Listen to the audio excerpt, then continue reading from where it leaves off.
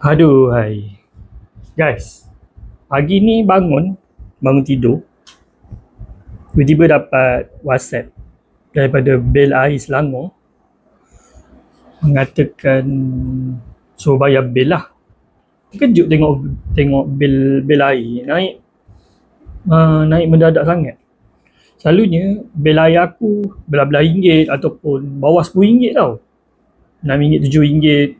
Macam bulan lepas RM19 lebih. Tapi bulan ni tiba-tiba naik 44 ringgit 70 sen. Korang tengok sebelah ni. Nampak? 44 ringgit 70 sen naik. Pelik. Bila aku check meter dekat luar pun tak ada pun meter tu laju ke apa, maknanya tak ada paip bocor apa pun. Tapi macam melampau sangat naik dia. Ke tarif air dah naik Tapi itulah, aduh.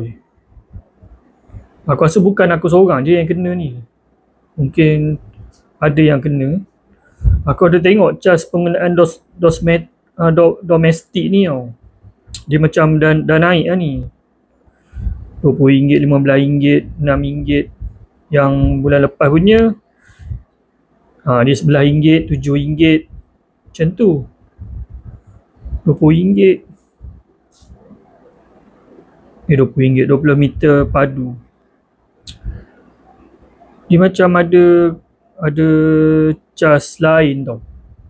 Cuba korang check bil air rumah korang macam mana. Aku rasa macam pelik sikit lah. Aku dah tengok dah meter tadi. Memang bacaan meter tu betul lah 1907. Sekarang 1908. So tak lari jauh sangat. Tapi macam pelik lah. Macam mendadak sangat lah naik dia. Korang terjadi juga ke kat korang? Ataupun macam mana? Aduh. Tu belum bil api lagi. Bil elektrik. Bil elektrik standard bawah RM40 ke bawah lah. Untuk penggunaan rumah aku lah. RM40 ataupun RM50 ke bawah. Kalau RM50 tu dah kira mahal lah bagi aku. Tadi aku check bil api 30 lebih lah. 30 lebih. Cumanya aku pelik bil air ni lah. Sampai RM44 70 sen. Aduh, hai. Pelik lah. Memang pelik. Macam mana? Cuba korang komen kat bawah. Apa pendapat korang? Kalau nak kata ada paip bocor ke apa, aku check tadi kat meter tak ada pun meter tu jalan laju ke apa.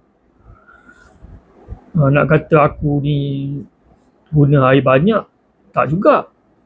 Entahlah.